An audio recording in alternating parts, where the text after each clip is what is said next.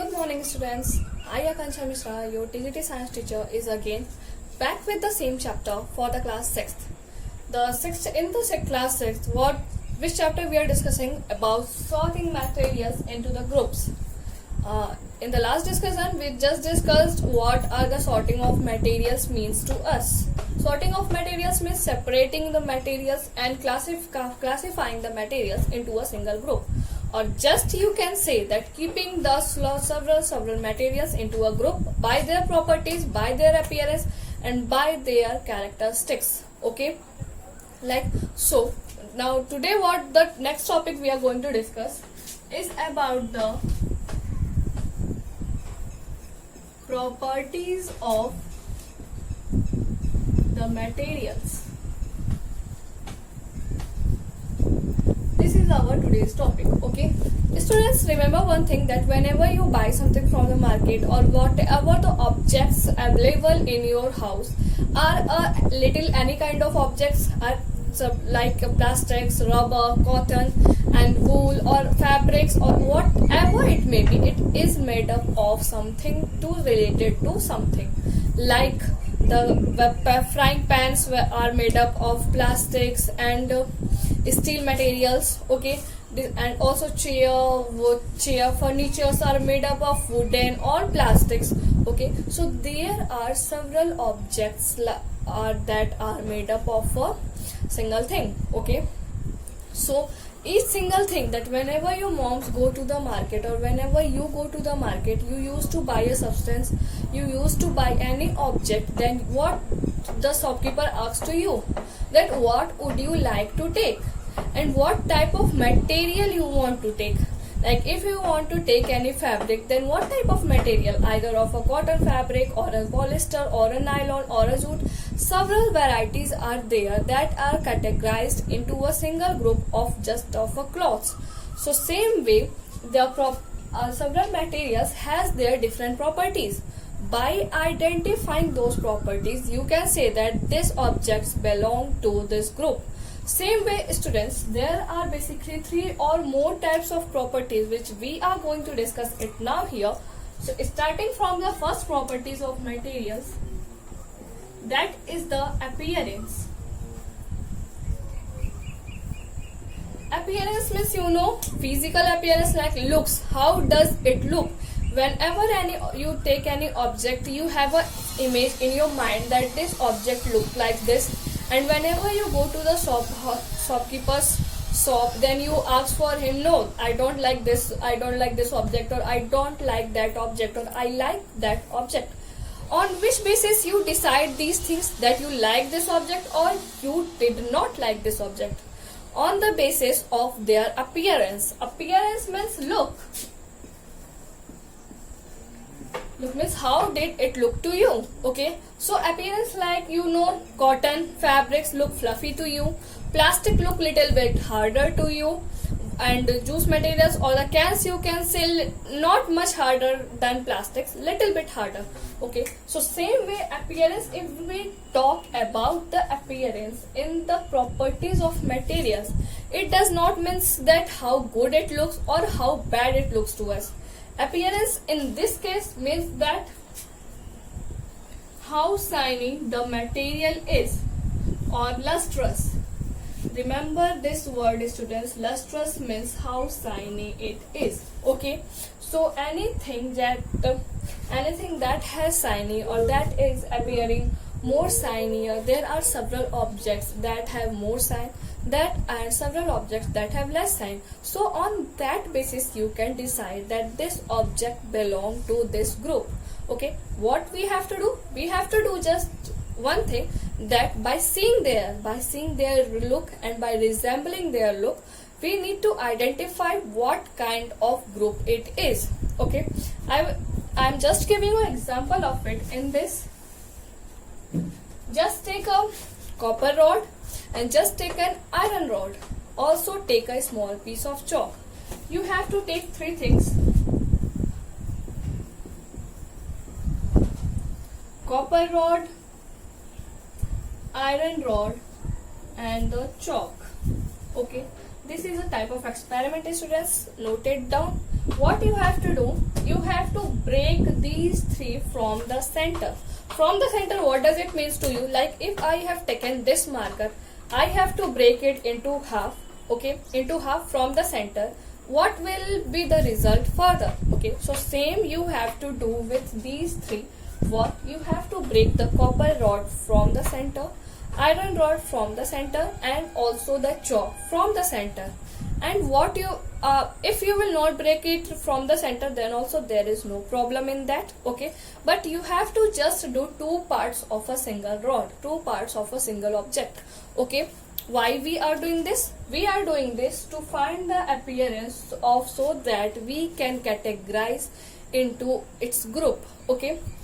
When you break the copper rod, it will show little bit sign, okay. Or when you break iron rod, or whenever you go to cobbler's house or the any other iron rod materials house shops, okay, you will see that you will tell them, please uncle, break this rod, but please don't go at this time. You can do this experiment further on. Just note it down for your knowledge, okay. So in iron rod, what you will see that there is much sign than copper rod,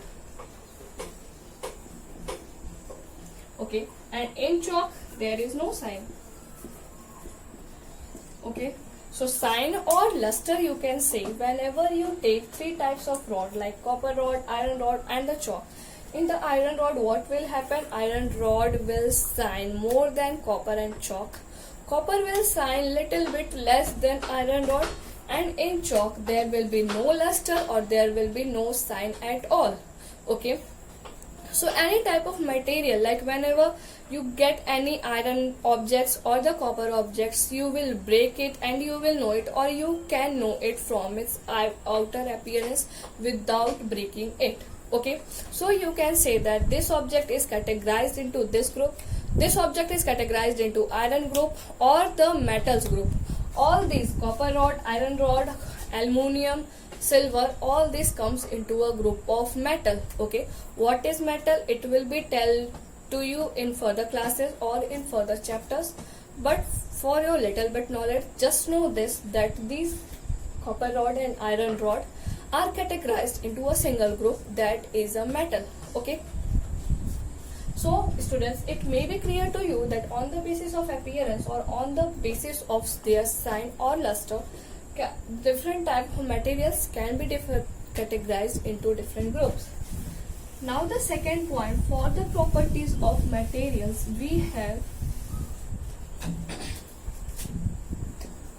second properties, that is hardness, that how harder an object is, it is, okay. Whenever you go to the market, as I just told you in the first experiment, like you break the object, okay, but in the second properties you have to do the same, that you have to break the object and see, break it or throw it or just bend it, you have to just note down how hard it is, okay. Just again take three examples. Like first of all, take the example of chalk, second take the example of chair, third take the example of an stick, okay.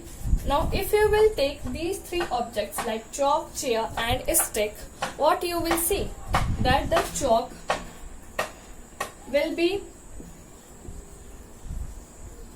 break easily, it will not break as it is made up of plastic or wood, okay, easily. Stick, it will take little bit, it will break harder, okay. So by these three, what you can say is that chalk can break easily, so it has little bit hardness, it is little harder, okay. Chair not break, it is too much harder, its hardness is high, okay. And stick, and it is little bit harder than the chalk, so it will be little bit harder, okay. So if I say you to number these three objects according to their hardness, what will it be? It would be like first chalk, that breaks easily, like A, then the B, that breaks little bit harder than the chalk, Now the third one would be the chair that did not break. Okay, or if it break or if it broke, it will take too much labor, too much strength to do that. So hardness, it means only how hard it is, how much labor or how much force it needed to be break down. Okay, if it needs too little bit force, then little harder. If it needs more force, then more harder. And if it needs lot of more force, lot of work done on that, then it is too much harder. Okay, so on that basis you can decide that how hard substance is or how hard which object is. Okay, moving on to the third point, students. As in we are discussing about the properties of materials, we discussed 2 points, that is the appearance and the second hardness. The third point that we are having is the soluble or the insoluble. What does it means? Soluble means जो घुल जाए and insoluble means जो ना घुले. Okay, soluble means that can dissolve in any liquid material, liquid medium, or insoluble means that cannot dissolve in any liquid medium. I repeat it again, guys. Soluble means that can dissolve in liquid medium, and insoluble means that cannot dissolve in liquid medium. Okay, on that basis, just do an experiment. Take a small amount of salt, sugar, oil and the sand. Okay, you have to take a small amount of salt, sugar, oil and sand in a different plates. Okay, and you have to mix it in water, different glasses, in different glasses. What you will see, that salt dissolved easily, so it is a soluble. Sugar takes little bit more time to dissolve, more time to dissolve, but it is also soluble. As we have to categorize the objects into 2 things only, 2 points only, by the soluble or the insoluble. So salt and sugar dissolve in water completely, like you can't see that where is salt and where is water, so they will be kept under the category of the soluble substances. Okay, now the oil and the sand, when you will dissolve these 2 substances in the water, you will see that the particles of oil or the bubbles of oil float on the upper surface of water, and you can say that if you can see the droplets of water different and the water different. Okay, so you can say that this oil is an insoluble substances. Okay, now next and the last one is the sand. When you will dissolve sand in a water, after some time you will notice that the particles of sand settle down at the bottom of the water and water is floating upward. Okay, so it is also an insoluble substance. Okay, so as we have taken 4 types of substance, that is salt, sugar, oil and sand, and we have done experiment by dissolving it in a liquid medium, that is water. Okay, and when we dissolved it, we saw the result that the salt and sugar are soluble and the oil and the sand are the insoluble one. Okay, so we discussed these are the 3 properties of the materials or their groupings. Like you can say that how hard it is, how shiny it is, or how soluble it is, or how insoluble it is, and you can categorize them into a group. Okay, so students, this is all about the properties of materials. There is little bit more about it which we will discuss in next class. Okay, if you have any doubt, just ask me it once. Thank you.